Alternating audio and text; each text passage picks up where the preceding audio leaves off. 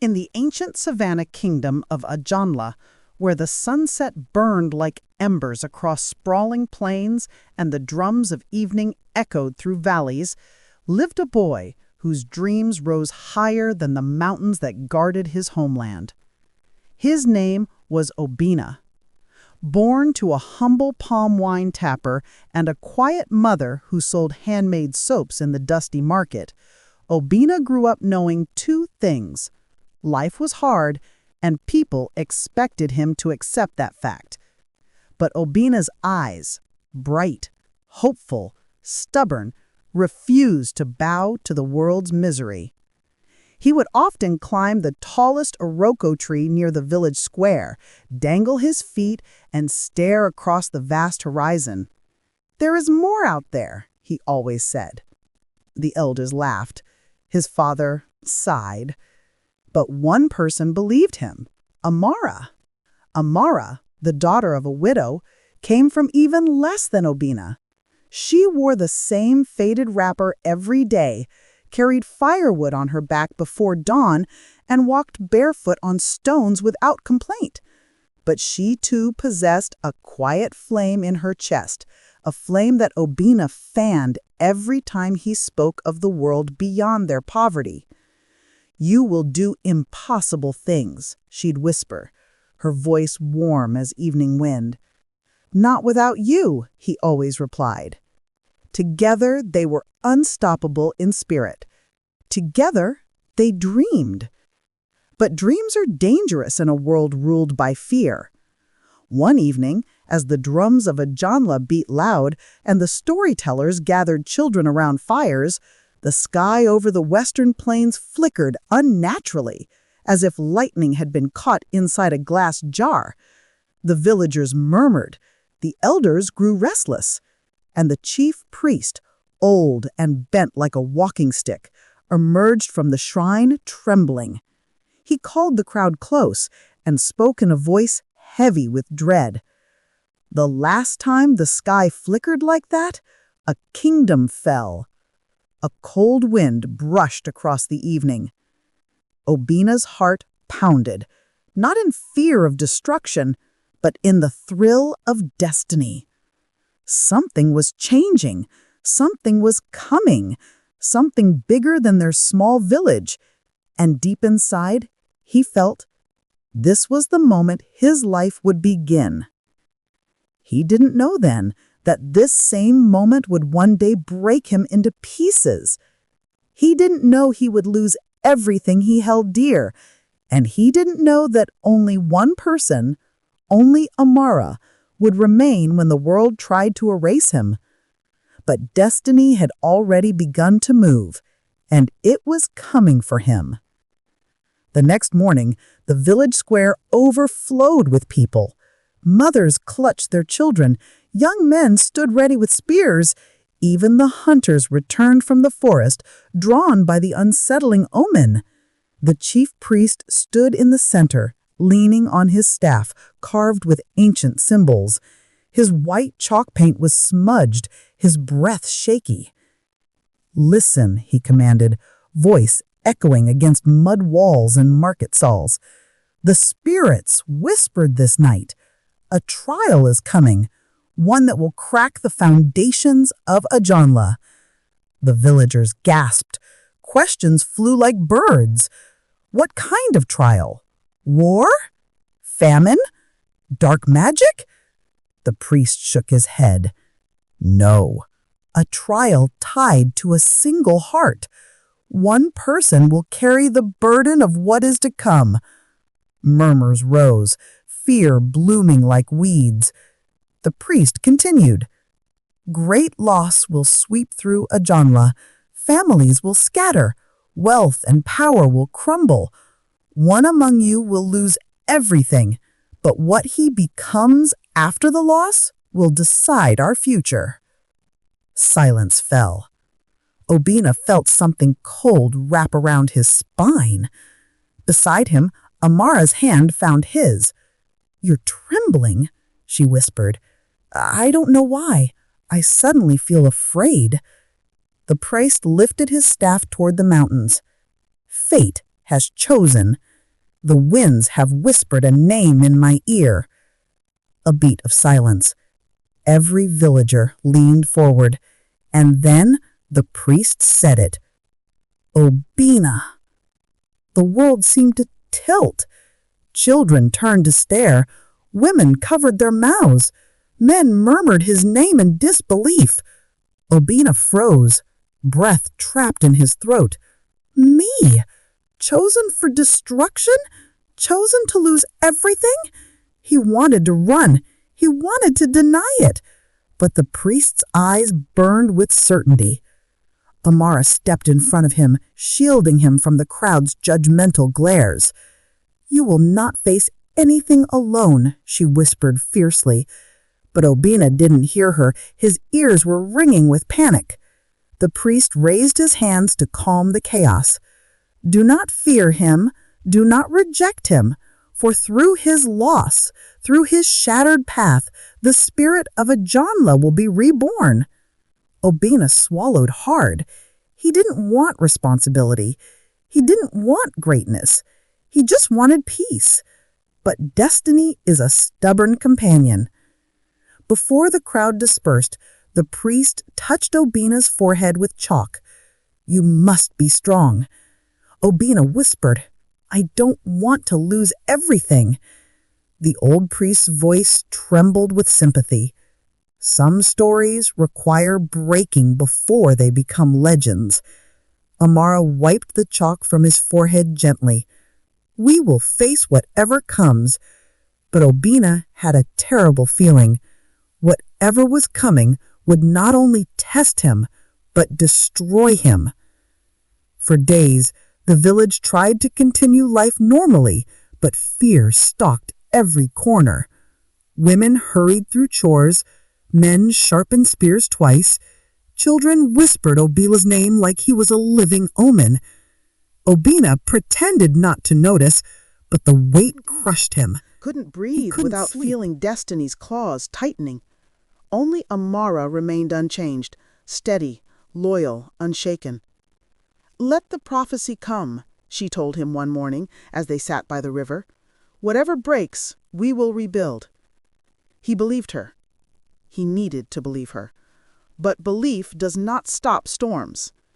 3 nights later, the omen struck.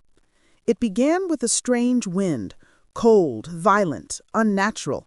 It tore through the village, snapping branches, flinging open doors, and carrying with it a whistling sound like 1,000 unseen spirits screaming. Women fell to their knees. Children cried. The warriors ran to the square, confused and terrified. Obina stood frozen. The wind circled him, only him, as if sniffing the edges of his soul. His clothes whipped around him. Dust blinded his eyes. He heard Amara scream his name, but the wind roared louder. A voice rose within it, ancient, commanding, merciless. Your path begins now. Then everything happened at once. Thunder cracked the sky in half. The walls of huts collapsed. Palm trees snapped like toothpicks. Goats scattered, and the roof of Obina's home was ripped away like it weighed nothing. His mother ran out in terror. His father shouted for him. Villagers screamed and ran for shelter. But Obina remained in the center of the chaos, unable to move as the wind twisted around him like a serpent preparing to strike. Amara ran toward him through the storm, hair whipping wildly, arms shielding her face. Obina! Her voice cracked with desperation.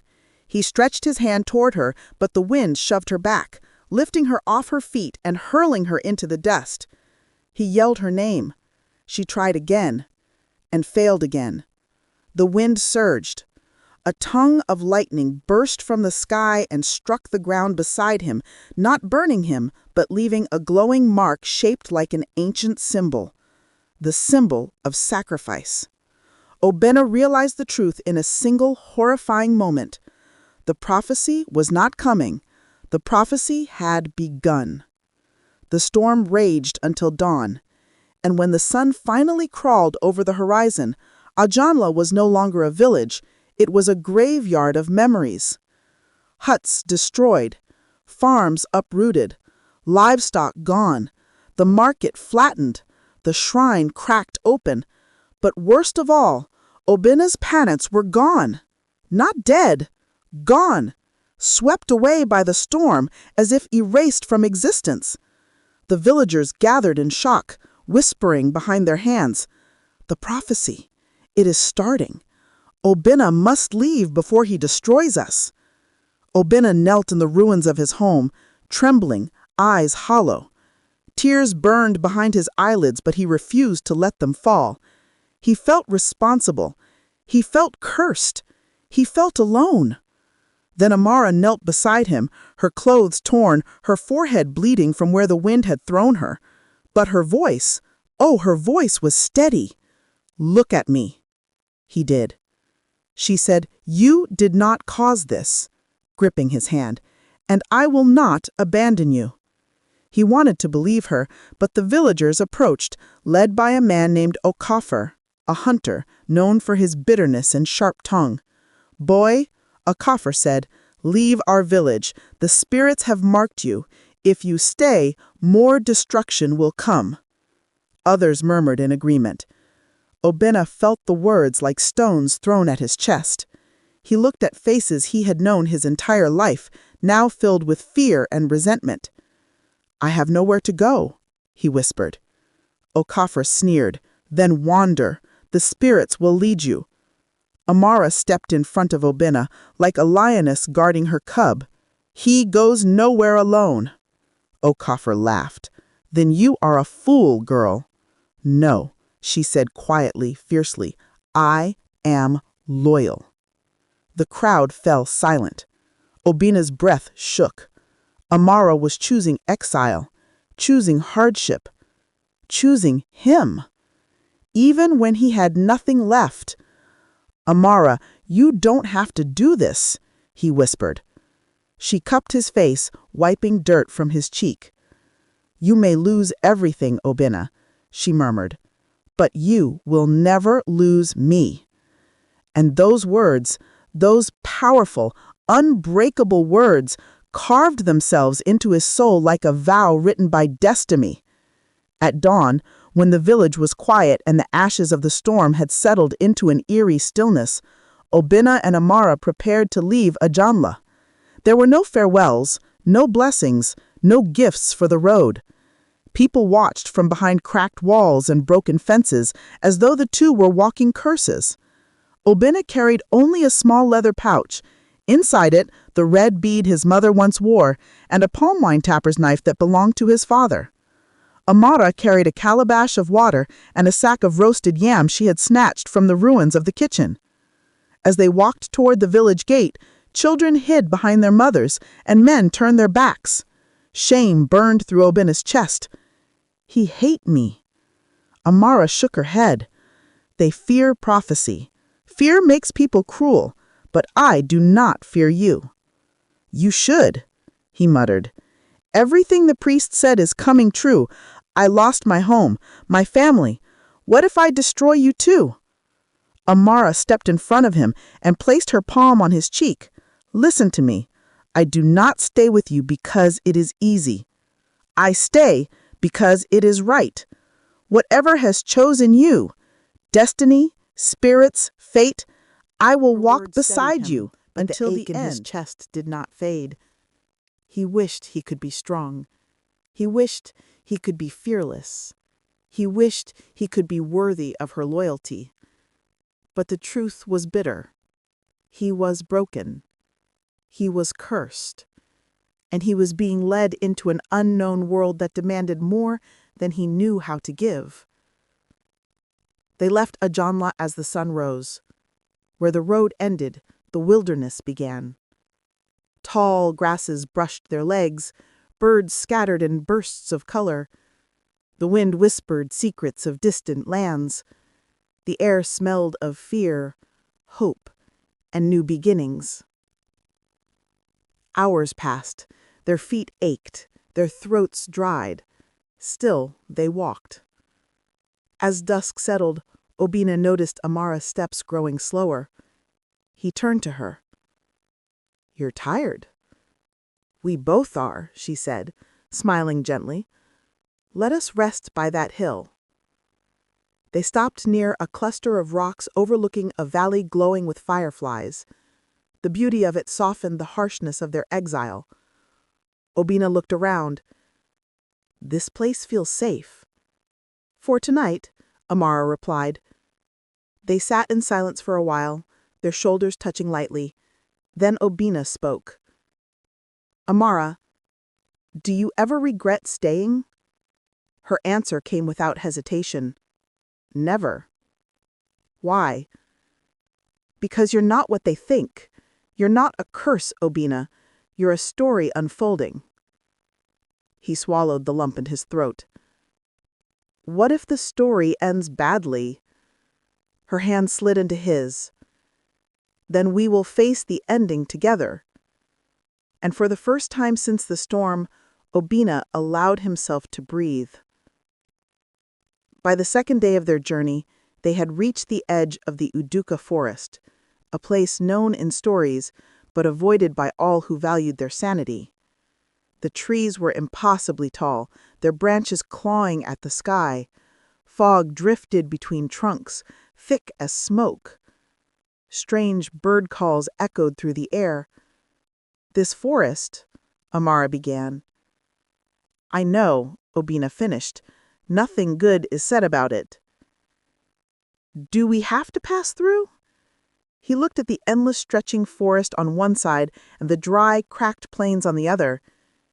If we try to go around, he said, we will run out of water before we reach the next village. Amara breathed deeply. Then into the forest we go. As they entered, the air shifted. The light dimmed. The forest seemed to inhale.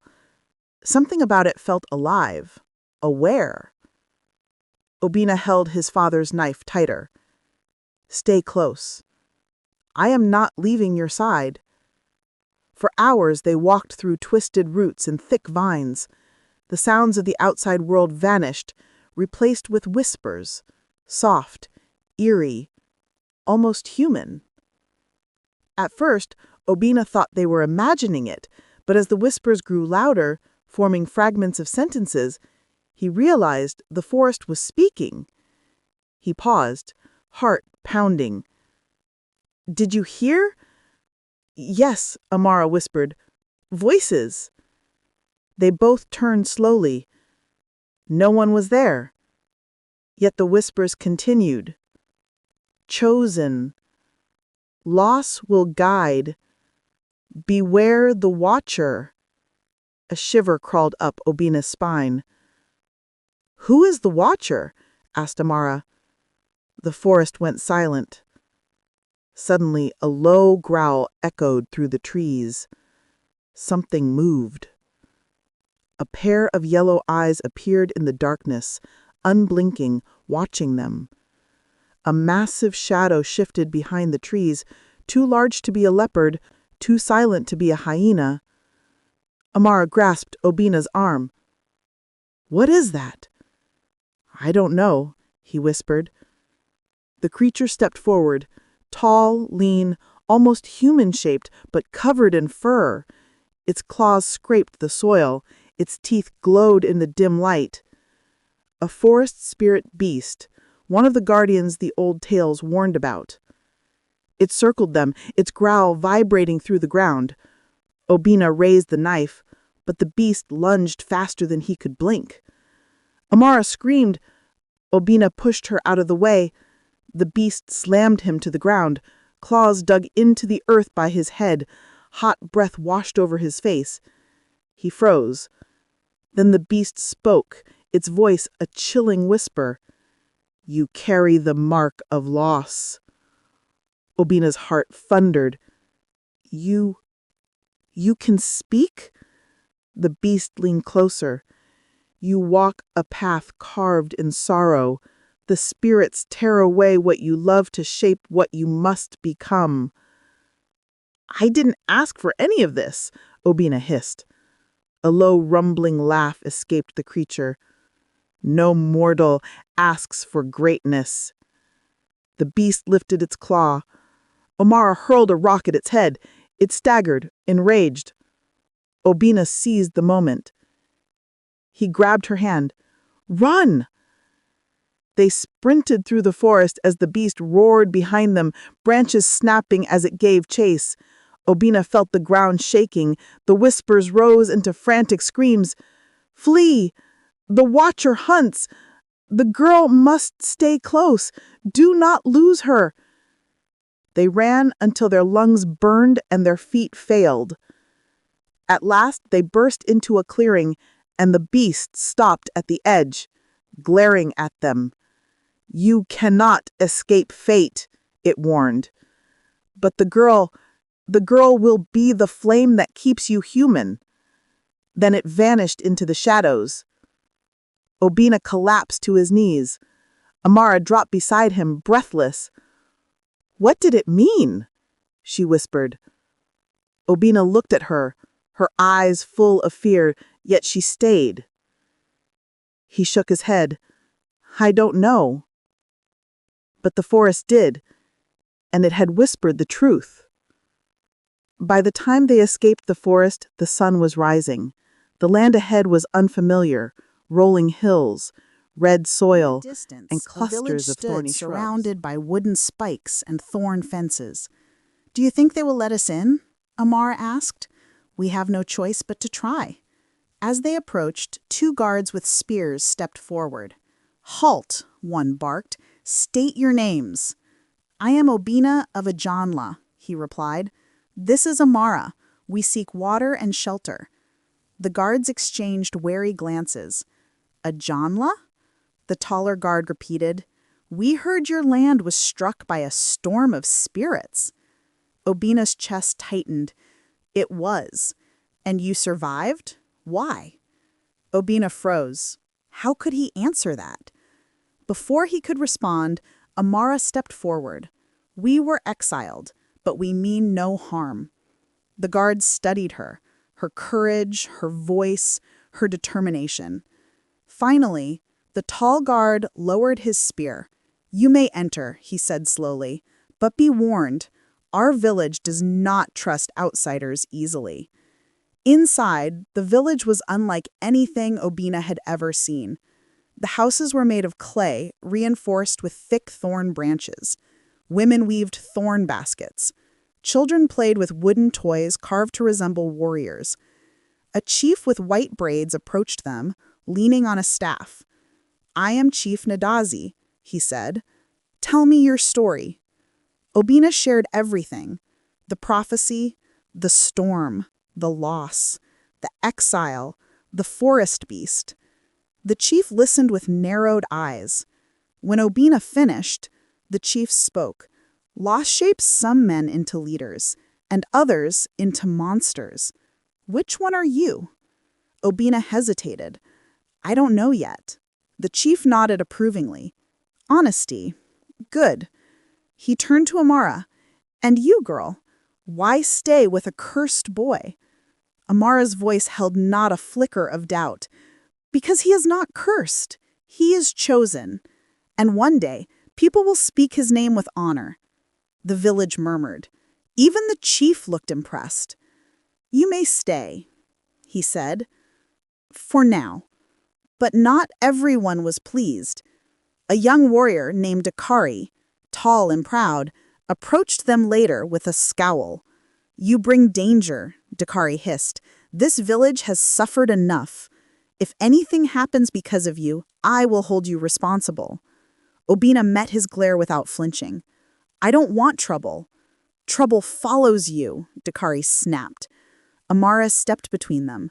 Leave him. He has done nothing to you. Dakari sneered. You defend him like he is your husband. Her cheeks warmed, but she did not back down. Dakari walked away, but his hatred lingered like poison in the air. Obina exhaled shakily. We should leave tomorrow. No, Amara said firmly. You need rest, and water, and safety. But she was staying. Her voice allowed no argument. And so they stayed. But fate was already moving, sharpening its claws. The villagers were uneasy with Obina's presence, but they tolerated him out of respect for their chief. Days passed quietly. Obina and Amara helped with chores, carried water, and tried to remain unnoticed. But trouble does not wait patiently. One night, a thunderous rumble shook the sky. Obina jolted awake. The air was unnaturally cold. Amara sat up beside him, fear flickering in her eyes. "Do you hear that?" she whispered. The ground trembled. Villagers emerged from their huts looking at the sky in horror. A crack, thin at first, split across the heavens like a wound. A glowing red line spread, branching outward. The villagers screamed. Children cried. Men grabbed spears. "The bleeding sky!" someone shouted. "A sign of doom!" Chief Nadazi hurried towards Obina, urgency. "Boy, step forward." Obina's heart raced. "Why me?" "Because the sky bleeds for those who walk a cursed path." Obina's throat tightened. "It's because of me?" The chief nodded grimly. "Yes." Before Obina could speak, Dakari stormed towards them. "This is his fault," Dakari shouted, pointing. "He brought his curse to us." The villagers murmured, fear rising like smoke. Amara stepped in front of Obina again, fierce as fire. "He is not cursed. Stop this madness." But the sky shook again. Lightning poured down like red fire. The thorn fences burst into flames. Animals scattered. A thunderous roar echoed across the land. Dakari shoved Amara aside and lunged at Obina with a spear. "If the spirits want you," Dakari snarled, "they will have you." Obina dodged, but the spear grazed his arm. Pain shot through him. The chief shouted, "Dakari, stop!" But Dakari was consumed by fear. Obina stumbled back. Lightning crashed. The ground split open behind him, and he almost fell, until Amara grabbed his wrist. "I won't let you fall." The ground shook violently. The red sky pulsed. The villagers panicked. Dakari lunged again. Amara shoved Obina away. The spear missed Obina and struck her shoulder instead. She cried out. Obina's world shattered. "Amara!" He caught her before she collapsed. Blood spread across her clothes. Dakari froze, stunned by what he had done. The villagers screamed. "Blood has been spilled. The curse is upon us. Drive them out." The chief raised his staff. "Enough. The spirits have spoken. Obina must leave now, before the sky destroys us all." Obina's vision blurred with horror. "I won't leave her." "You must," the chief ordered, "or the entire village will fall." Amara clutched his shirt weakly. "Obina, go." "No," he whispered, voice breaking. "I won't leave you." Tears pooled in her eyes. "You must survive for both of us." He shook his head violently. Thunder cracked "Not again, without you." louder than before. The sky's wound widened. The earth trembled. The chief pointed toward the forest path. "Run!" Obina lifted Amara into his arms despite her cries of pain. He ran. Through chaos, through lightning, through screams. He lost everything once before. He would not lose her too. Not now. Not ever. The night after Kelechi's return to Umalgu was unlike any night the village had seen in decades. Even the wind seemed restless, moving through the raffia roofs like a whisper of coming events. The moon hung low and golden, swollen like a watcher that refused to blink. The elders said nights like this were messengers, silent warnings wrapped in silver light. Inside Mama Odachi's compound, where Kelechi was staying temporarily, the old woman tossed bitter leaves into a clay pot simmering over slow fire. She muttered, eyeing the flames. "Spirits are walking, and when spirits walk, men should not pretend to be blind." Kelechi sat on a low wooden stool, silent, hands clasped. Sweat gathered on his forehead, though the breeze was cool. He had felt it too, something shifting, tightening around his life like unseen ropes. The village drums, normally silent by night, began to tremble on their stands. No one touched them, no one dared, yet they vibrated as though invisible hands brushed their surfaces. Mama Odachi's eyes widened. "Ah, Omalichanwoke! This is not a small matter," she whispered. "Drums do not wake unless a destiny has been disturbed." "Disturbed?" Kelechi asked, his voice a weak breath. "Yes," she said. "And your return, it has stirred buried things." He swallowed hard. "Is it about the curse, the one that took everything from me?" Mama Odachi turned sharply. "Everything was not taken from you," she said firmly. "Something stayed. Someone stayed. A girl who defied destiny's turning.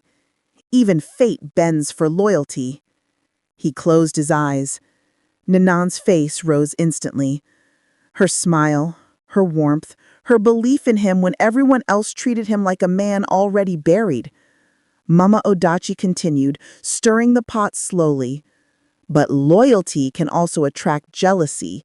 Even spirits envy what they cannot possess." Suddenly, a thunderous sound rolled across the sky, though no clouds were present. The villagers screamed as one of the ancient Iroko trees split from top to bottom, emitting a flash of greenish light before collapsing with a groan that echoed through the valley. Mama Odachi stood instantly. "It has begun," she whispered. "What has begun?" Kelechi demanded. "The one who destroyed your father's lineage? The one who vowed no son of Uzoma shall rise in peace? He has sensed your return." Kelechi's heart pounded violently. "Elder Mbanaso," he said bitterly. Mama Odachi nodded slowly. "That man's hatred runs deeper than old roots." Kelechi clenched his fists, voice trembling. How does a man fight a curse that was planted before he even learned to walk? Mama Odachi finally looked at him, her gaze burning, fearless, almost divine. "You do not fight alone. You fight with truth, with courage, and with the girl who stayed." Nana could not sleep that night. Something restless tugged at her spirit. The air outside her family's hut felt unnaturally still, as though the world was holding its breath. Even the crickets refused to sing. She stepped outside quietly, her bare feet touching the cool red earth. The moon illuminated the village path, turning it into a silver ribbon that led toward the forest. "Nana, Nana," a soft whisper floated to her. She froze, not for fear, but for recognition. Her grandmother, long dead, used to tell her stories of how certain bloodlines heard the forest speak when danger loomed. She had always laughed it off, but tonight the voice was unmistakable. She followed it slowly, cautiously, until she reached the edge of the thick woods. There, standing between two ancient trees, was the ghostly outline of an old woman, her grandmother. Nana gasped, falling to her knees. "Nanaim!" The apparition raised a translucent hand. "My child," the old woman said gently, "the boy you love is walking beneath shadows older than the village itself." "Kelechi?" Nana whispered, tears filling her eyes. "What danger? What must I do?" The spirit pointed toward the sacred grove, the forbidden path no woman had stepped into for generations. "There lies the truth of his suffering," the old woman said, "but truth demands sacrifice." Nanan trembled. "What sacrifice?" "The kind that tests the heart, the kind no ordinary girl survives." The ghost began fading. "Go before sunrise," she warned. "If the sun rises before you reach the grove, another tree will fall, and this time it will fall on the heart you treasure." "No!" Nana cried. "Tell me how to save him!" But the spirit dissolved into the night breeze. The forest became silent again. Nanan rose slowly, wiping her tears. If the world wants to test me, then the world will see I am not a girl easily broken. She wrapped her shawl around her shoulders and started toward the sacred grove. At the crack of dawn, the council hut filled with the oldest men of Amagu, gray-bearded, wrinkled, and wise in the ways of both men and spirits. His eyes dark, sharp, and filled with a hatred that had fermented over decades. "Kelechi has returned," he announced. A murmur spread across the hut. Elder Okama shook his head. "And what of it? The boy has suffered enough. Leave him." Mbanaso slammed his staff on the ground. "That boy must not rise. His father was destined to expose me, and now the son wishes to do the same." Okama raised a brow. "Are you still clinging to old hatred? The gods have judged Uzoma. Must you continue?" Mbanaso's voice deepened dangerously. "The gods judge only what they see. Men judge what they know." He spread his hands over a clay bowl of black powder. From the shadows, something moved. Something alive. Something that didn't breathe like a human. A dark mist circled the bowl. "Mbanaso!" another elder shouted. "You dare summon that thing again?" "Yes," Mbanaso hissed. "The only force that can stop the prophecy from completing." "What prophecy?" the elders asked. Mbanaso glared at them. "The prophecy that says the boy, Kelechi, will break the curse placed on his family. If that happens, all my secrets will be revealed." He began chanting. The dark mist thickened, rising like a spirit with no face. "But be warned," Okama said sternly. "The spirits you call will not stop at the boy. Innocence will suffer." Mbanaso smiled, a cold, bitter smile. "Let them suffer, as long as the girl who stayed dies first." The hut trembled. The spirit answered the call. Nena stepped into the sacred grove as the sky slowly brightened. The air inside was strange, heavy, alive, as though the trees were watching her. Every step she took felt like walking deeper into another world, a place untouched by centuries. Suddenly, the ground beneath her feet began to glow faintly, soft gold spirals curling outward in ancient patterns. A deep voice echoed around her. "Daughter of valor, why do you enter this place?" Nena swallowed hard. "For Kelechi. His life is being destroyed by a curse he did not create. I will break it." The voice rumbled. "Love is not enough." "I know," she whispered. "That's why I brought courage too." The grove fell silent. Then the trees shifted, creating a narrow path leading toward a pool glowing with moon-blue light. The first test began. As Nena approached the water, the surface rippled and a reflection appeared. Not her reflection. Kelechi, bruised, bleeding, on his knees, reaching for her. "Nana," the reflection whispered. "I am dying. Help me." She stepped forward instinctively. Whoosh! A serpent made of smoke emerged from the water, circling her. The voice spoke again. "This is the test of heart. If you touch the reflection, you fail." "Fail?" she whispered. "But he—" "The heart can be deceived by fear. Choose wisely." She stared at the reflection, at Kelechi's suffering, at her love, at her pain. Then slowly she stepped back. "I will not act on fear," she said quietly.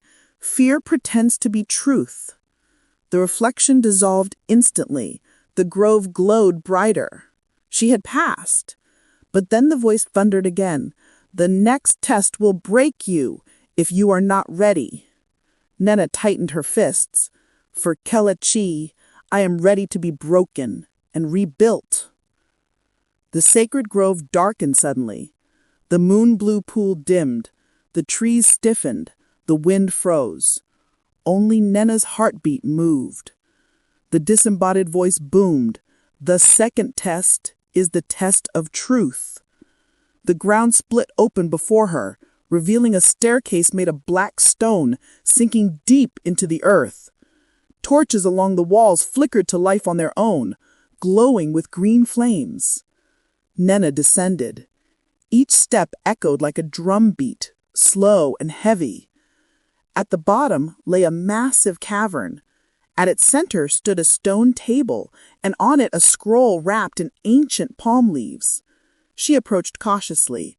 A shadow rose from behind the table, tall and smoky, with a shape that shifted like boiling mist. "Who are you?" Nena demanded. The creature's voice was sharp, mocking. "I am the truth you fear." The cavern flickered, and suddenly a scene projected on the stone walls around her like living murals. She saw Kelechi standing before Elder Mbanaso, bowing, accepting a heavy bag of cowries, smiling. Nena gasped. "No, Kelechi would never!" The shadow hissed. "He betrayed his family. He betrayed the village, and he will betray you." Nena's breath shortened. The scene changed again, Kelechi whispering to someone in the darkness. A woman's silhouette, laughing, touching his arm. Her chest tightened painfully. The shadow circled her like a vulture. "Your love for him blinds you. Look well, child of the earth. Your loyalty is wasted." Her knees weakened. The shadow pressed closer, whispering, "Speak it! Say the words, 'I no longer trust him.' Say it, and you will pass this test." Nena raised her head slowly. Her eyes were wet, but not with fear, with clarity. "Kelechi has suffered, but even at his lowest, he never lied to me." The shadow snarled. Nena stepped forward, voice steady. "Kelechi may have fallen. He may have been broken. He may have lost his way. But betrayal? No." Her hand touched her chest.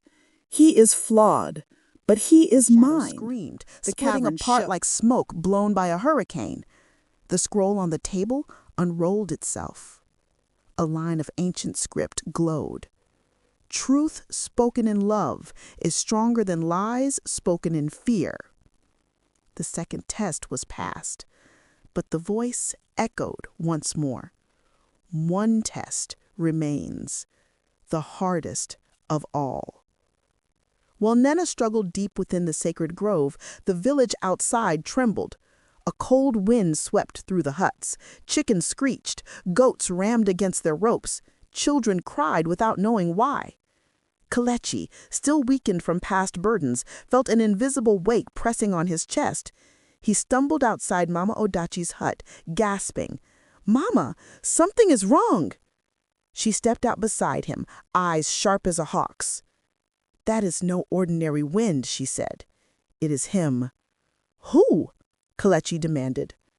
Before she could answer, the sky turned unnaturally dark, though it was full morning. And from the far end of the village, a massive shadow rose, sliding across the ground like spilled ink. It slithered around huts, coiling around trees, sniffing for something, someone. Mama Odachi's voice trembled. "The evil spirit Mbanasu summoned. It hunts." Kelechi's heart clenched. "Hunts what?" Mama Odachi looked at him painfully. "The girl who went to save you." Kelechi's blood ran cold. "Nena is in the grove?" "She went before sunrise. Her ancestors called her." Kelechi's fists shook violently. Rage and love burned through him. "I have to go." Mama Odachi grabbed his arm. "You cannot. If you enter the grove uninvited, you will die before you take 3 steps." "I don't care," he snapped. "I won't let anything happen to her." Mama Odachi looked at him with deep sorrow. "Child, destiny has entwined your lives, but this spirit, it does not kill quickly. It kills by breaking what you love most." The shadow beast roared in the distance. Kelechi trembled. "I must protect her. She always protected me." Mama Odachi nodded slowly. Then listen well. You cannot enter the grove, but you can confront the spirit outside it. Kelechi inhaled sharply. How? She pressed a charm carved in ancient Adinkra patterns into his hand. This belonged to your mother. Her love, her strength. Kelechi closed his fist around it. Fire moved through his veins. The spirit let out another roar, closer now. Kelechi stepped forward. If it wants her, it will have to go through me. Nena reached a clearing deep within the grove. A massive stone arch rose before her, covered in ancient carvings of warriors, queens, and beasts long forgotten. In the center burned a fire of blue flame. The voice of the grove trembled. The final test. The test of sacrifice. Nena swallowed hard. What must I do? The flames parted, revealing a vision. Kelechi, chained, kneeling. A hooded figure behind him raising a blade. Nena screamed his name, but he couldn't hear her. The voice continued. To break the curse on Kelechi's lineage, a life must be offered. Cold sweat coated her skin. No, she whispered. Not him. A life, the voice repeated. Either his or yours. Her heart stopped. Yours.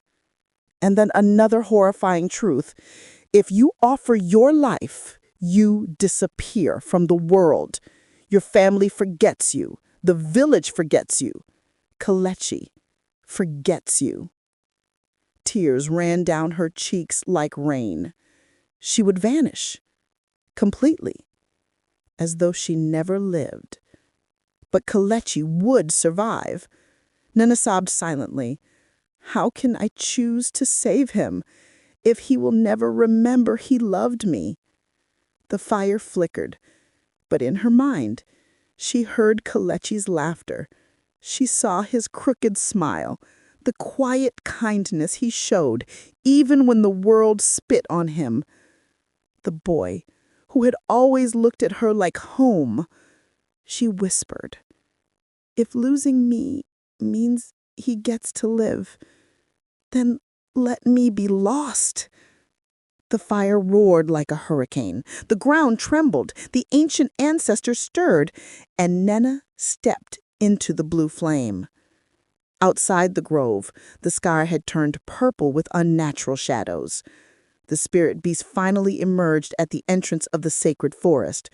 It was massive, 7 feet tall, its body made of smoke, its eyes burning red, and its form shifting between a man, a hyena, and something indescribably ancient.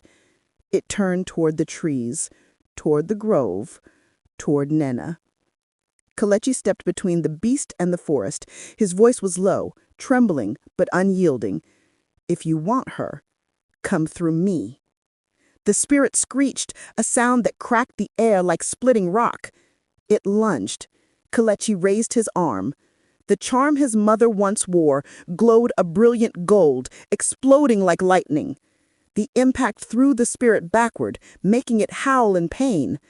Mama Odachi gasped from a distance. He awakened it, the ancestral force of his mother's blood! The beast charged again. Kelechi clenched the charm tighter. For the first time in years, he wasn't afraid. He wasn't broken. He wasn't the cursed son of a cursed lineage. He was a man protecting the one soul who had never abandoned him. As the beast roared again, Kelechi yelled, "For Nena, I will not fall." The spirit collided with him, and the sky shook. Inside the sacred grove, Nena's body glowed like burning gold. The blue fire climbed higher, wrapping her like a cocoon. Her heartbeat slowed, her breath softened, her memories flickered. The smell of her mother's face drifted faded. away. Even the sound of Kelechi's voice dimmed. The grove whispered, "Your name will be unremembered, your existence erased, but your sacrifice will break the curse." She closed her eyes. Then, like a drumbeat tearing through the veil, her spirit jerked violently because she heard something shouting outside the grove. A cry of pain, a roar of fury. Kelechi! Nena's eyes snapped open. The fire tried to hold her in place, binding her sacrifice. But her heart rebelled. No, no, he's fighting alone? The grove trembled. No mortal may interfere with your sacrifice. But Nena clenched her fists. I'll die for him. I'll vanish for him. But not while he faces death alone. With a scream that split the air, she forced her foot forward. The blue fire cracked, exploding like shattered glass. The ancestral spirits gasped. Nena stepped out of the flame. Alive, burning with golden aura, but still her. The grove whispered in awe. Unprecedented. She defies fate. Nena ran toward the entrance, toward the sound of battle, toward the boy she loved.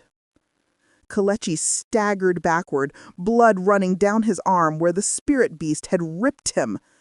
The charm glowed weakly now, flickering like a dying ember. The beast grew larger with every strike, feeding on Kelechi's weakening fear. It lifted him by the throat, snarling, "You cannot stop me! Your lineage is mine!" Kelechi choked, vision blurring. He managed to whisper, "I'm not afraid of you anymore." But the beast only laughed. It raised its claw. A flash of gold erupted from the trees. "Nana!" Kelechi croaked. She burst into the clearing like sunlight cutting through a hurricane, hair blazing with golden fire, eyes fierce, body glowing with ancestral light. She slammed into the beast, knocking it back several meters. The ground cracked where it landed. Kelechi stared at her in shock. "Nena, you should be... the fire! The sacrifice!" She held his face with trembling hands. "I chose you over destiny." His eyes widened with emotion he couldn't express. The beast rose furious. "You defied the ancient law. Your sacrifice is unaccepted." Nena stepped between the beast and Kelechi. "I didn't defy anything. I changed it." The spirit roared, shifting forms rapidly. Lion, serpent, smoke, warrior, hyena, storm, and finally something monstrous and formless. Nena's aura flared brighter. Kelechi weakly stood beside her. "Nena, I don't have your strength." She grabbed his hand. "You don't. You just forgot it." The charm glowed again, feeding from her light. A wave of golden force rippled outward. The beast froze, howling. The sky cracked with thunder. And then, from the heavens above, ancient ancestral spirits descended, their forms tall and radiant. They spoke as one. "The curse is broken. The lineage is freed. The spirit must fall." The spirits pierced the beast with white fire. It screamed, splintering into shards of smoke. And then, silence. The beast was gone. The curse shattered. Kelechi fell to his knees, sobbing in relief. Nena held him tightly. The village gathered as the sky cleared. The storms vanished. The cold wind melted into a warm, peaceful breeze. The scent of flowers returned to the air. Mama Odachi arrived first and gasped at the sight of the two standing before the forest, glowing softly, hand in hand. The curse. It's gone, she whispered. Elders rushed forward. Women covered their mouths. Children stared wide-eyed. Kelechi looked around, overwhelmed. For the first time, no one looked at him with fear, or hatred, or suspicion. They looked at him with awe. But Nena suddenly swayed. Her glowing aura flickered like a candle in the wind. Kelechi caught her. "Nena, what's happening?" Her voice was faint. "The sacrifice wasn't completed, but the price still follows me." "No," Kelechi breathed. "You're not disappearing. I won't let you." She smiled weakly. "You can't stop destiny." He shook his head violently. "You changed destiny once. You can change it again." But she was fading, slowly becoming translucent. Kelechi clutched her hands. "Stay with me," he begged. "Stay, Nena, please." She touched his cheek. "You lost everything, but I stayed." His tears fell on her glowing fingers. "And I'll stay," she whispered, "until the last grain of light leaves me." Kelechi's voice broke. "I can't lose you, too." Nena leaned her forehead against his. "You won't." Her body flickered, then stabilized. She exhaled shakily. Mama Odachi gasped. "She's resisting the pull. She's fighting the fading." Nena trembled. "I can stay, but only if my name is spoken, if it is remembered." Kelechi grabbed her shoulders. "Then I will speak your name every sunrise. I will remember you every breath I take. I will keep you in this world with my love alone." Nena's glow steadied. She did not vanish. Destiny bent again. For her. For them. 3 days passed. The village transformed. For the first time, the elders welcomed Kelechi with open arms. Women brought him food. Children followed him like he was a warrior from legend. His nightmares stopped. The heaviness left his spirit. His mother's charm glowed peacefully. He was free. And Nena, she stayed. Though the glow in her body remained, marking her forever touched by the ancestors, she lived among her people again. No one even for a forgot moment. her. Kelechi made sure of it.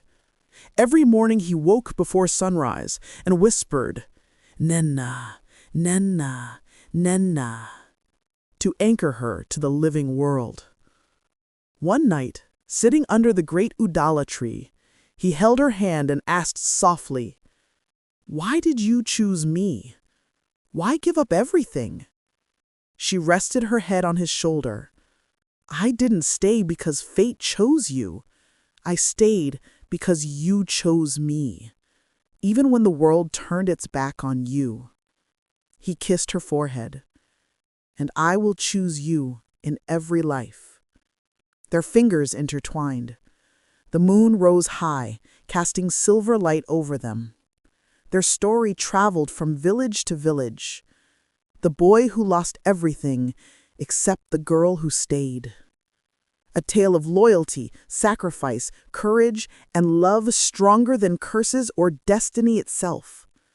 And together, they built a legacy that future generations whispered by firelight.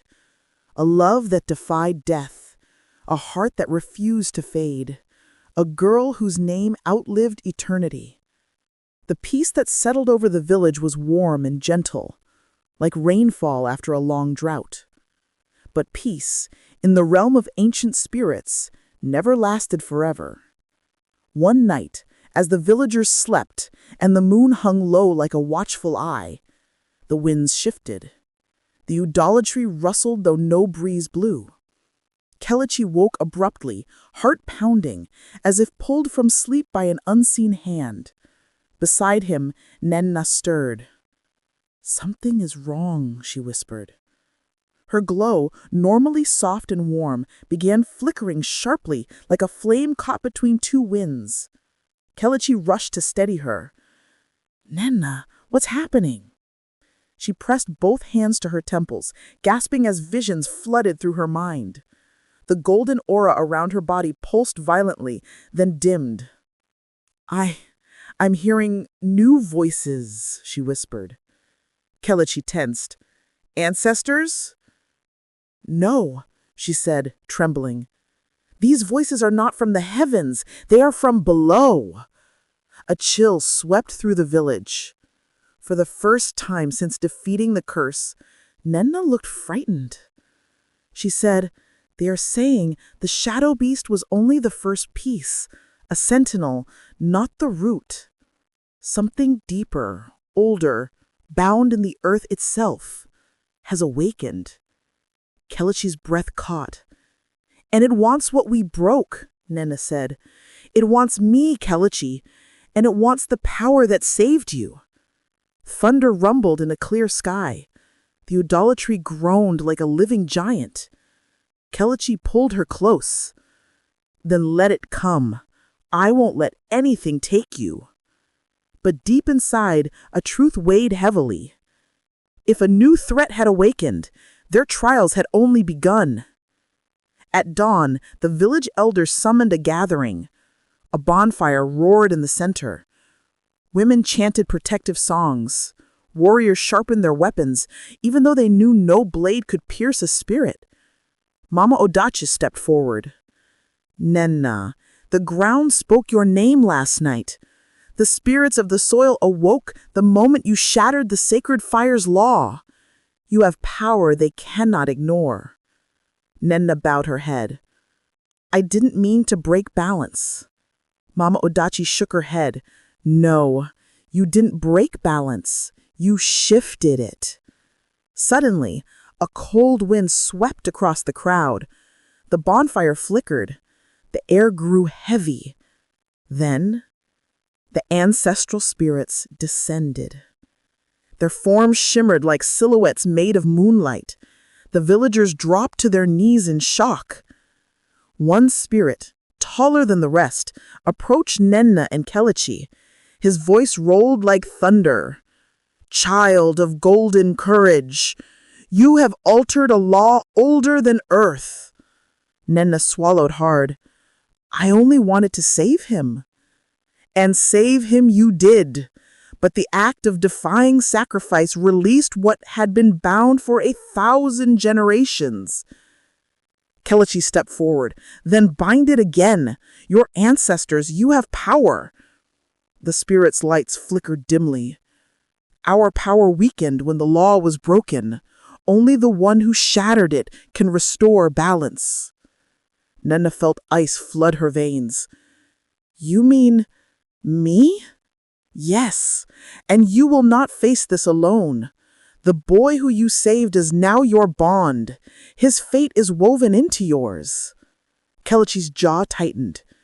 "Tell us what we must do." The spirits raised a hand.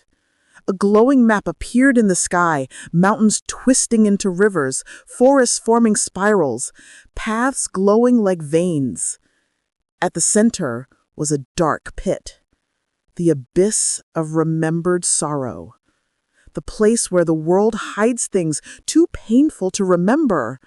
Broken vows, Lost souls, abandoned dreams. The spirit declared, "You must journey into the abyss. There, you will face the root of all curses." The villagers gasped. Nenna's glow flickered again. Kelechi took her hand firmly. "Then we go," he said. Of everything together. humans try to forget. From within the pit came a voice, echoing, layered, ancient.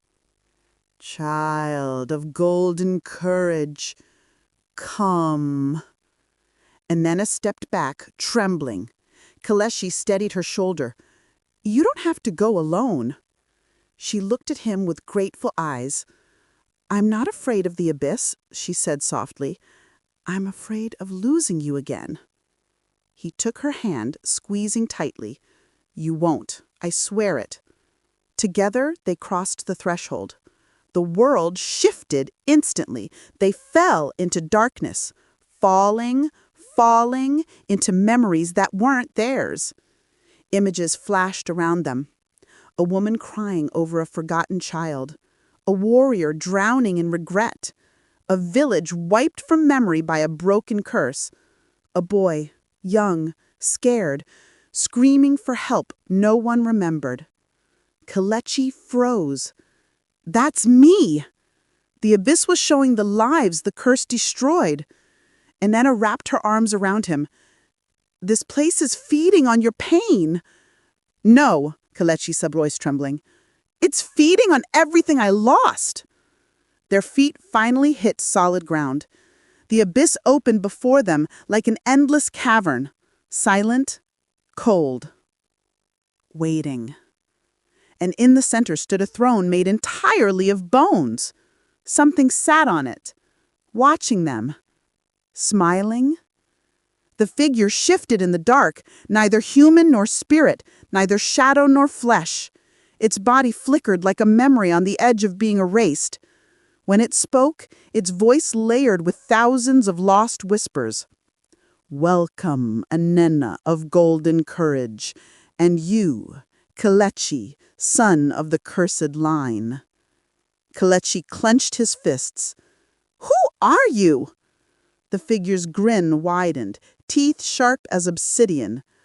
"I am the first curse, the root of all suffering, the one even the ancestors feared." Its form expanded, swirling with faces, men, women, children, all crying out silently. "I am called Ekwensu of the Forgotten." Even the air trembled. Nenna and Kelechi stood shoulder to shoulder.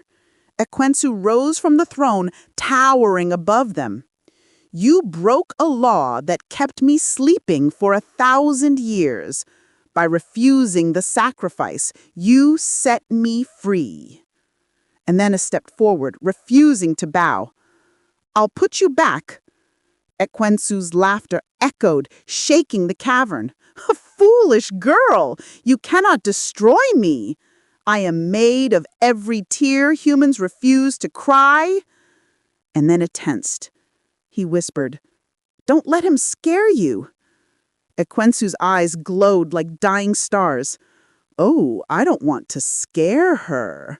I want to break her. Her love, her devotion, her choice." The ground cracked. Darkness surged toward them like a tidal wave of forgotten pain. And Nenna shouted, raising her glowing hands. Kelechi grabbed the charm. Their lights combined. Golden and white collided with black. The cavern exploded with force. The battle for the world had begun. Dawn broke over the valley like a hesitant sigh. Soft light slowly stretching across the ruins where Malik once walked as a prince, then a fugitive, and now something else entirely. The ground still carried the scars of the battle that had ended in smoke and sorrow, but Malik felt no triumph in survival.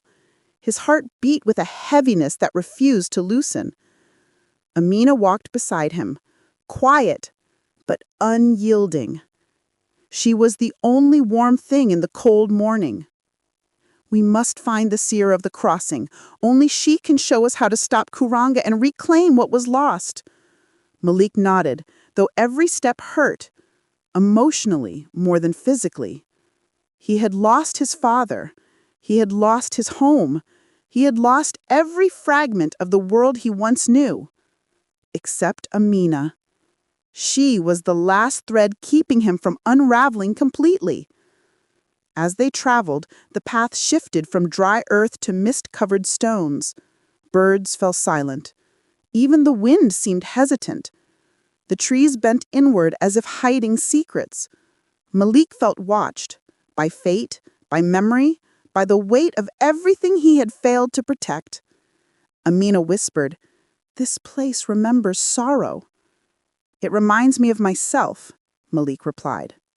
She placed a gentle hand on his arm. "But you still walk. That alone means hope remains."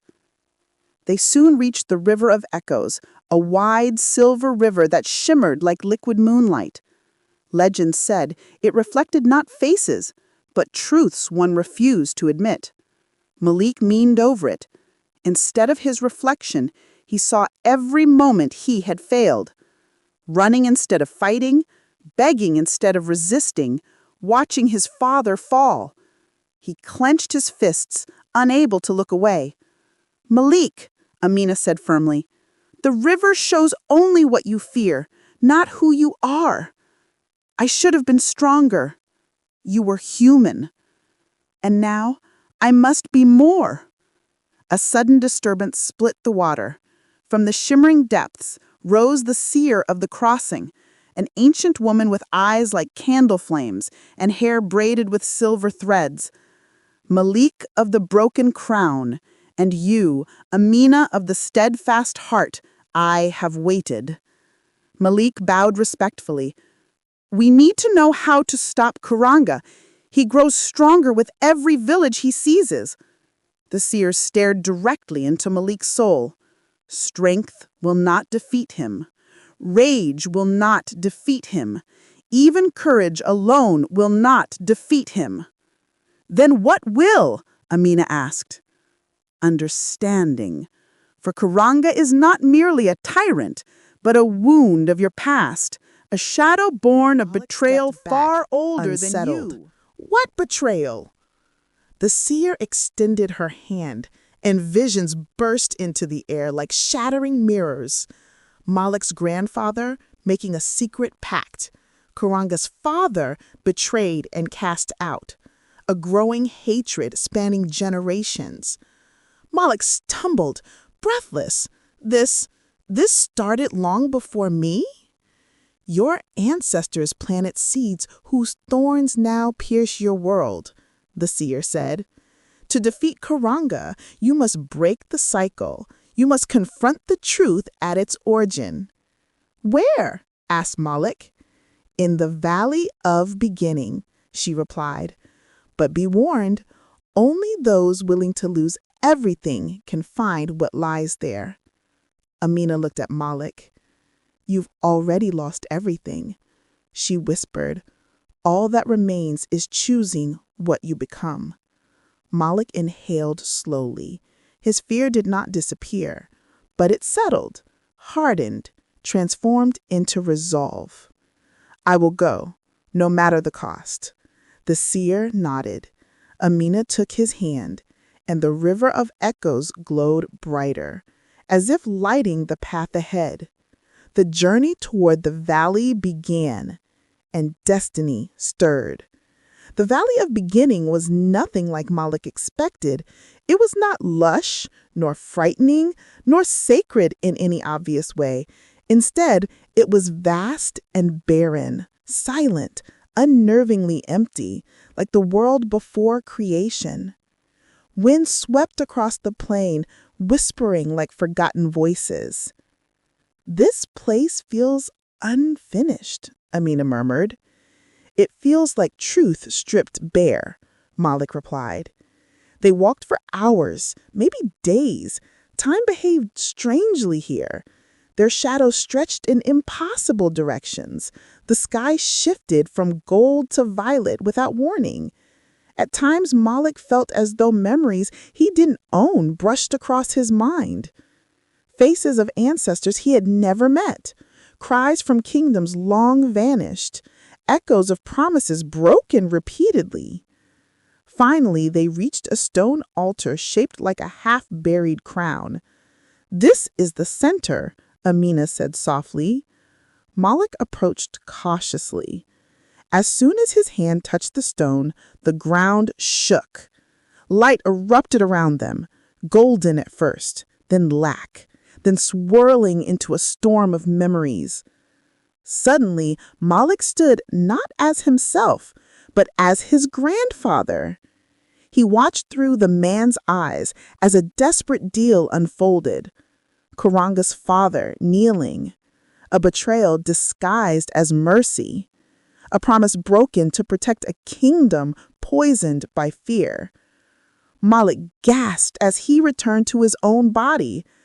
This is why Karanga hates us, not because of ambition, because of injustice. Amina looked at him with sorrow. Generations of pain, and you inherited it. But I will not pass it on. A deep voice rumbled behind them. You cannot change what has already begun. Malik turned slowly. General Karanga stood at the edge of the valley, armor cracked, eyes burning, presence colder than steel. How he had tracked them here was impossible, but hatred had always been a map he followed. So, this is where your family's lies began. How fitting we end it here.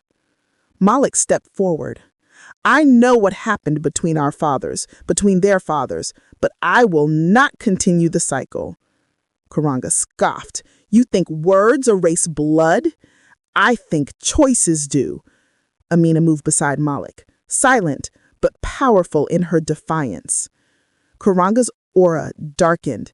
Then choose how you die. He raised his blade. But the valley itself intervened. Light spiraled upward, forming a barrier between them. A voice ancient as time echoed. The past cannot be slain with steel. It must be confronted with truth. Karanga roared in frustration, striking at the barrier repeatedly. Amina whispered, Malik, this valley isn't protecting you. It's waiting. For what? For the one who breaks the cycle. Malik stepped toward the barrier. It parted for him like mist. Karanga watched in disbelief as Malik entered the circle of truth without a weapon, only resolve. I will face the past, and I will free us both from it. The valley glowed. Amina held her breath. Karanga hesitated, shaken for the first time. And destiny shifted. The valley transformed. Where emptiness stretched endlessly, now a vast ancestral court rose from the dust, pillars carved with centuries of stories, floating lanterns lit by memory, and thrones occupied by the spirits of kings and warriors long dead. Malik stood at the center, stripped of every illusion of royalty. No crown, no lineage, no armor, only a battered heart and unbreakable will. Karanga appeared beside him, still tense, but no longer able to draw his weapon. The valley forbade violence. A booming voice echoed, Let truth judge, let memory speak. The spirits opened their eyes. Malik spoke first. My family wronged yours. They betrayed trust and buried the truth. I inherit their legacy, but I refuse their sins. The spirits murmured. Karanga growled. You speak of refusal as if it matters. My people starved while yours feasted. And yours burned villages in revenge, Malik replied. We both inherited pain, but we choose what we become. Karanga shook with frustration. Pain made me strong. Pain made you cruel. Silence fell. The spirits listened. Amina watched from outside the circle, unable to intervene, but praying with every breath. A spirit stepped forward, a woman crowned in vibrant feathers, her face ageless. "Do you seek forgiveness?" "No," Malik said. "I seek to fix what was broken." She turned to Karanga. "Do you seek vengeance?" Karanga paused. For the first time, doubt flickered in his eyes. "I seek justice." "Justice, built on hatred, becomes tyranny," she warned. Another spirit appeared, Karanga's father. His presence made the air shiver. "Son," the spirit said softly. Karanga froze, trembling from a wound deeper than any blade. "Why did they betray you?" Karanga demanded. His father sighed. "Because fear rules weak men.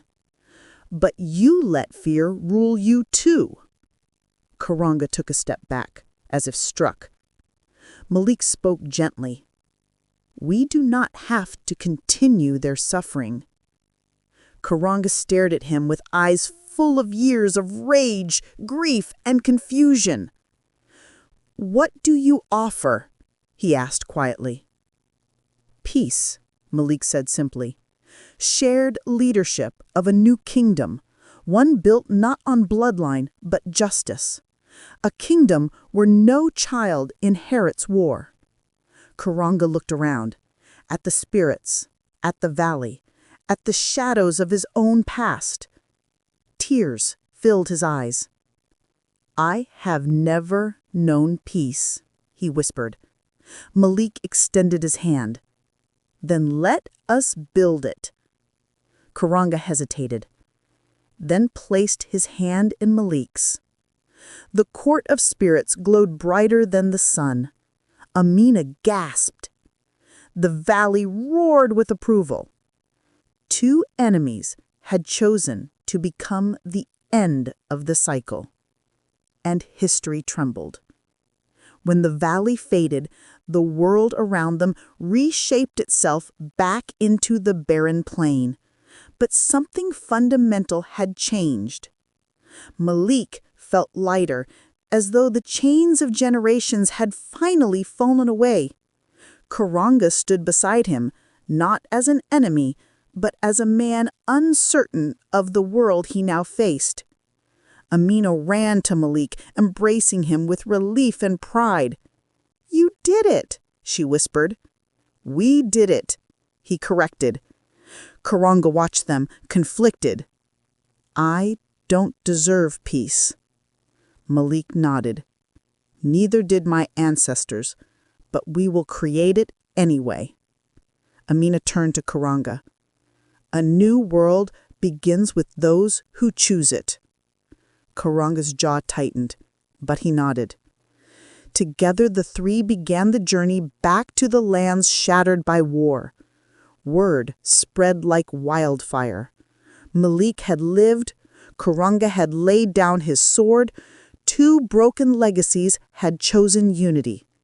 Villages welcomed them with cautious hope, then astonishment, then celebration. Children who had known only fear now laughed. Elders wept. The winds carried a different kind of music, one of rebirth. Malik addressed his people. "I am not your king because of my blood. I am your king because I lost everything and learned what matters." Amina stood beside him, radiant with strength and quiet pride. Karanga offered a pledge of protection. "I will rebuild what I helped destroy." And for the first time, no one shouted in anger, because in the crowd, everyone saw the truth. This peace existed because Amina had stayed. When Malik was broken, she lifted him. When he doubted himself, she spoke courage into him. When the world tried to crush him, she stood unshaken. Villagers whispered it first as rumor, then as legend.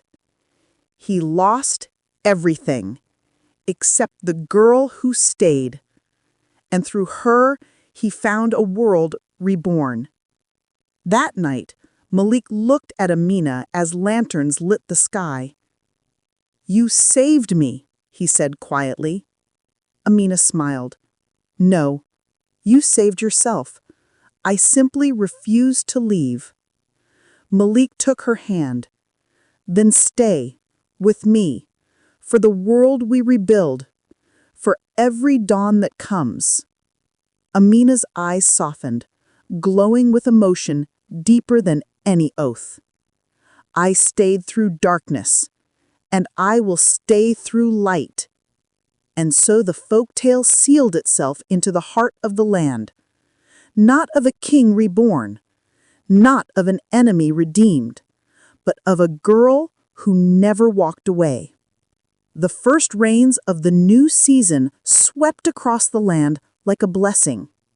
Thick clouds rolled over the mountains, spilling silver over fields that had once burned under Kurunga's march. The earth drank eagerly, softening into dark, fertile soil. Farmers who had fled returned cautiously to their homes, their eyes reflecting both fear and hope. Malik stood on a hill overlooking what remained of the old capital. Once a thriving jewel of the kingdom, it now lay cracked and wounded, its towers leaning, its walls scarred. But in its brokenness, Malik saw potential. "This place can rise again," he murmured. Amina stood beside him, her hand brushing his. "It will rise, because the people have decided to rebuild with you." He shook his head gently, humbled. "With us." Kurunga approached from behind, his heavy steps crunching on the wet grass. For the first time, he walked not as a general, but as a man trying to understand the unfamiliar weight of redemption. "I spoke with the village elders. Some still fear me. Others want to believe. They say actions will speak louder than apologies." "That is fair," Malik replied. Kurunga let out a breath he seemed to have been holding for years. "I never thought I'd rebuild the homes I once ordered destroyed. Perhaps this is the true punishment." Amina met his gaze. "It is not punishment. It is cleansing." Kurunga blinked, surprised by the softness in her tone. Malik pointed toward the ruins. They walked into the broken Let us city. begin. The air was thick with ash and memories. Malik passed the remnants of his father's throne hall, now nothing more than a cracked floor and half a wall. He knelt and placed a hand on the cold stone. Amina watched him silently. Kurunga paused, discomfort flickering through him. "Does this pain you?" "It reminds me of who I used to be," Malik said, "and who I must never become again." As the three moved through the shattered streets, villagers slowly emerged. Women carried clay jugs, men pushed carts of stones. Children peeked from behind doorframes. When they recognized Malik, whispers spread like wind. "He is alive. He returned. He came to rebuild, not to claim a throne." And when they saw Kurunga beside him, unarmed, humbled, the whispers turned into stunned silence. A child, no older than 6, approached Kurunga with trembling hands. She held out a small wooden carving of a lion.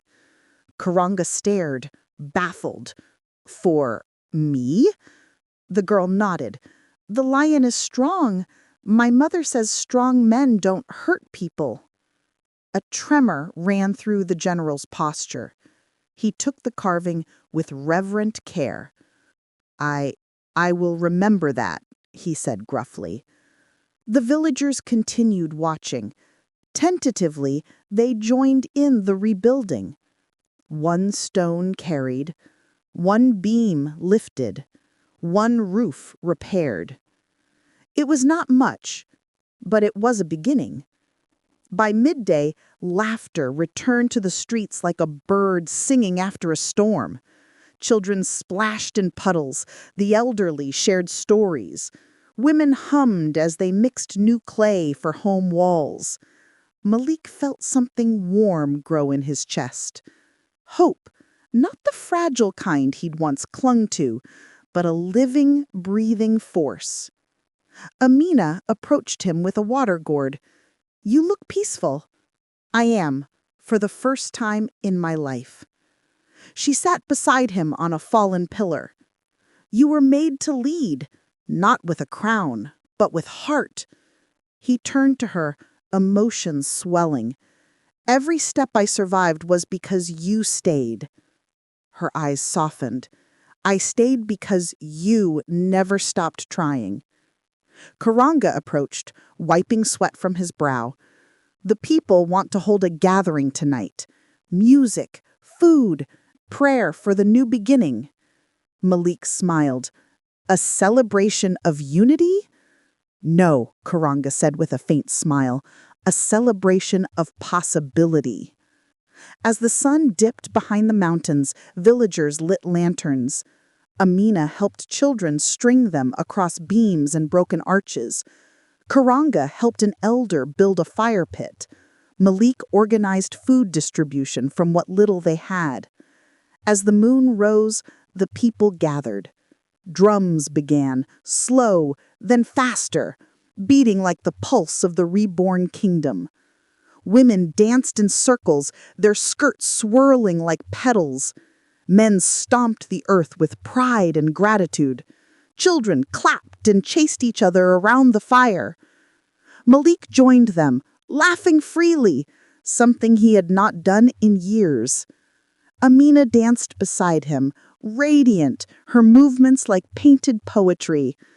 Even Karanga, mighty, scarred Karanga, allowed himself a small smile as he sat beside an elder who told him stories of the days before war. The fire blazed high, sparks flying toward the stars. Malik looked around him. He had lost everything: his home, his father, his kingdom. But now he had something greater: a future, a community, a purpose. And Amina, the girl who never left. As the celebration continued, Malik whispered to himself, "This is where broken roads lead." The golden dawn rose over the horizon like a crown newly forged. Birds filled the air with melodies that seemed woven from gratitude. The world felt fresh, as if the spirits themselves had breathed renewal into the land. Malik stood before a newly rebuilt marketplace, a place bustling again with color zane stalls, yam sellers, sculptors, storytellers, and laughter. It was the first market day since the war ended, and people from distant villages traveled just to witness the rebirth.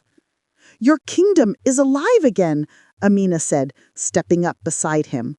"No," Malik replied with a smile. "Our kingdom is alive." Karanga approached, dressed in simple attire. No armor, no symbols of power. He carried a scroll. "The council has written a decree," he said, "a new system of leadership, shared rule between the villages, balanced by the voices of women and elders." Malik took the scroll with reverence. "This is more than my father ever imagined." "It is more than any king ever allowed," Karanga said. "A kingdom led not by one man, but by all who call it home." Amina beamed. "This is real change." Malik nodded, emotion swelling. "The kingdom rises stronger than before." Villagers gathered in the square. The air thrummed with anticipation. Malik stepped on a raised stone platform. The drums fell silent. The wind quieted. All eyes turned to him. "My people, Malik began, his voice firm but warm. "We stand not in the shadow of a fallen kingdom, but in the light of a new one." Murmurs of approval rippled through the crowd. We were broken. We lost homes, families, and hope. But today we rise not because of a king, not because of an army, but because of you. Every child, every mother, every farmer, every elder.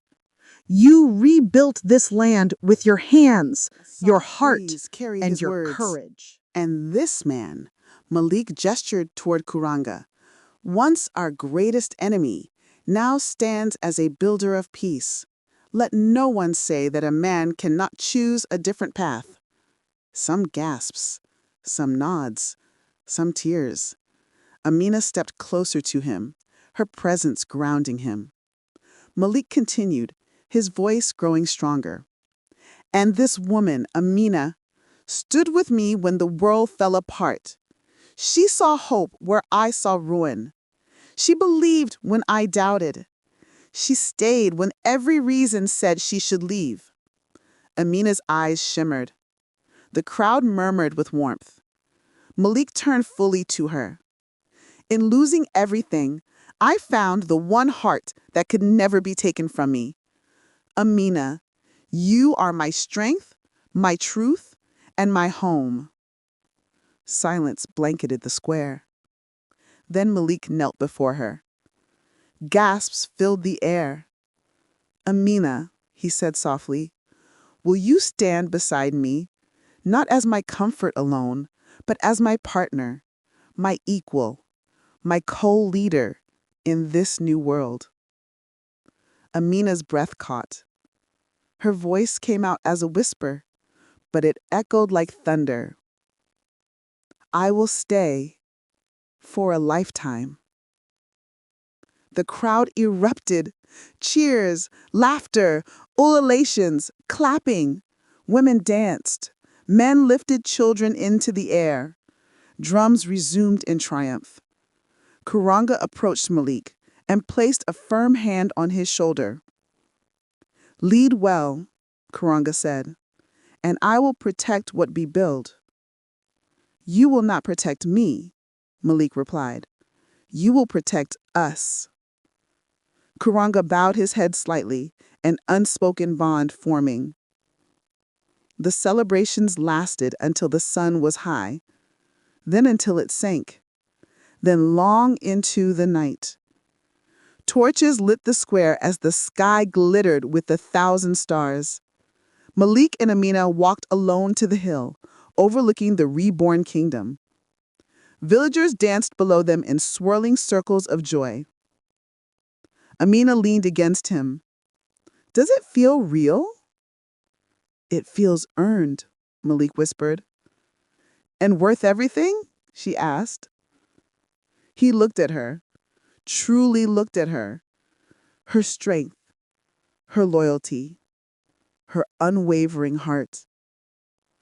Yes, he said, everything. Amina smiled, radiant as the moon. Your father would be proud. Malik shook his head. No, he would be astonished. Proudness is too small a word. She laughed softly. Below them, the kingdom glowed like a constellation anchored to the earth. Amina took both his hands. What now, Malik? He breathed deeply. The air smelled of rain, soil, and renewal. Now, he said, we begin. The wind carried their laughter across fields newly planted. The stars bore witness. And the tale of the boy who lost everything but kept the girl who stayed became a legend that would be told for centuries. A story etched into the soul of the kingdom. A reminder that from ruin can rise a people, a peace, a love unbreakable.